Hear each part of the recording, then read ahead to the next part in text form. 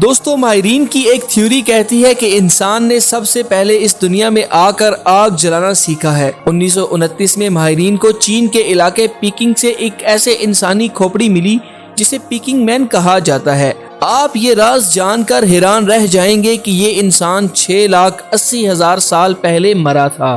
دوستو یوں تو کسی بھی ملک میں صدیوں بعد ایک انقلاب بمشکل آتا ہے، مگر عوامی جمہوریہ چین واحد ملک ہے جہاں پچھلی صدی کے پہلے 50 سالوں میں 2 انقلاب رونما ہوئے اور کروڑوں لوگ ان انقلابات میں مارے گئے۔ صرف 1950 کی دہائی میں عظیم قحط کے دوران لاکھوں لوگ فاقوں کا شکار ہو کر ہلاک ہوئے۔ چین جہاں 20ویں صدی میں زندگی اور عزت کی قیمت صرف ایک روٹی ہوتی تھی، آج 21ویں صدی میں پوری دنیا پر اپنی حکمرانی قائم کرنے جا رہا ہے اور اپنے تمام حریفوں کو انفارمیشن ٹیکنالوجی کے میدان میں پیچھے چھوڑ چکا ہے۔ اتنی بڑی تبدیلی کیسے ممکن ہوئی؟ یہ تبدیلیاں لانے والا موزے تنگ کون تھا؟ چین میں سب سے پہلے انسان کہاں، کب، کیسے آباد ہوئے؟ وہ کون لوگ تھے جنہوں نے شنگ سلطنت کی بنیاد رکھی؟ انسانی کھوپڑیوں کا مزار بنانے والا ظالم چنگیز خان کب اپنی درندہ فوج لے کر چین پر حملہ آور ہوا؟ دیوار چین کی تعمیر کس نے شروع کی؟ مشہور دانشور سن تزو کی کہانی کیا تھی؟ اور بہت کچھ منفرد معلومات آج کی اس ویڈیو میں ہم آپ کو دکھانے جا رہے ہیں۔ السلام علیکم ناظرین، آپ دیکھ رہے ہیں ہمارا چینل ڈاکومنٹری دیکھو۔ آپ کو ہمارے چینل کی سیریز دنیا کے 195 ممالک کی مکمل تاریخ اور احوال میں خوش آمدید کہا جاتا ہے۔ ہماری سیریز کا مقصد ہے کہ آپ دنیا کے بارے میں پہلے سے زیادہ دیکھ، جان اور سن سکیں۔ ماہرین اس بات پر متفق ہیں کہ ہومو سیپین جو کہ موجودہ انسان کے آباء و اجداد ہیں، لاکھوں سال پہلے چین میں موجود تھے۔ دنیا میں سب سے پہلے 6000 قبل مسیح میں رسم الخط چین میں ایجاد ہوا۔ چین کا رسم الخط دنیا کا سب سے مشکل رسم الخط سمجھا جاتا ہے۔ دوستو آپ ضرور اس تجسس میں ہوں گے کہ چین میں پہلی سلطنت کس نے بنائی تھی۔ دراصل 2100 قبل مسیح میں چیا سلطنت قائم ہوئی تھی جو کہ دریائے زرد کے کنارے پر واقع تھی۔ ماہرین بہت کم اس سلطنت کے بارے میں جانتے ہیں، مگر وہ اس بات پر متفق ہیں کہ چین کو پہلا متحد ملک بنانے والی سلطنت کا نام شنگ سلطنت تھا، جس نے 2000 قبل مسیح میں متحدہ چین پر حکومت کی۔ یہ برونز ایج سلطنت تھی، یعنی جب دھات نئی ایجاد ہوئی تھی۔ دوستو 1100 قبل مسیح میں چین کے اندر ایک بہت بڑی تبدیلی آئی۔ اس صدی میں یہاں شنگ سلطنت کے اقتدار کا سورج غروب ہوا اور زو سلطنت کے اقتدار کا سورج طلوع ہوا۔ اقتدار کے اس سورج کو بھی 500 سال قبل مسیح میں اس وقت گرہن لگ گیا جب باغی چینیوں نے مسلسل 300 سال سپرنگ اینڈ آٹم نامی لڑائیوں کی سیریز کے بعد زو سلطنت کو شکست دے دی اور چین چھوٹے چھوٹے راجوں میں تقسیم ہو گیا۔ دوستو ان لڑائیوں کو سپرنگ اینڈ آٹم وارز اس لیے کہا جاتا ہے کہ دراصل چین ایک زرعی ملک تھا۔ موسم گرما اور سرما میں فصلیں کاشت کی جاتی اور بہار و خزاں میں جب باغی چینیوں کے پاس فصلیں تیار ہو جاتی تو وہ زو سلطنت کے خلاف لڑائی کا آغاز کر دیتے تھے۔ ناظرین یہاں پر ہم اس عظیم دانشور کا ذکر کرنا نہ بھولیں گے جس کا نام سن تزو تھا، جو ان موسمی لڑائیوں کا ایک بہت بڑا جنگی کمانڈر تھا، جس نے جنگ پر ایک ایسی کتاب لکھی ہے جو صدیوں بعد آج بھی یورپ کی یونیورسٹیوں میں پڑھائی جاتی ہے۔ اس کتاب کا نام ہے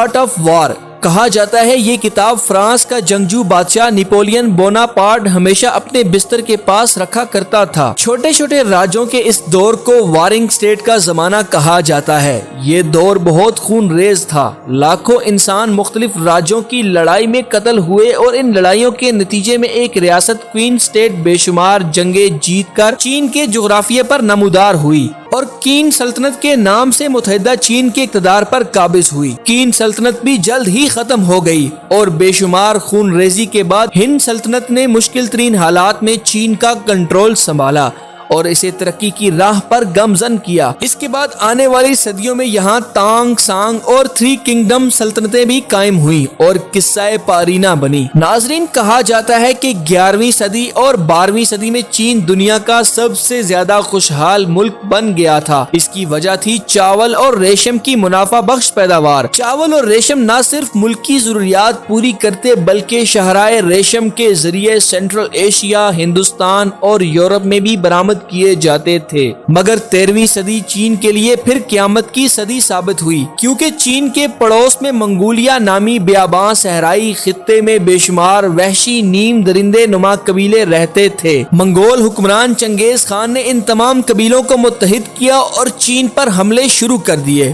1206 میں چنگیز خان نے چین پر مکمل قبضہ کر لیا۔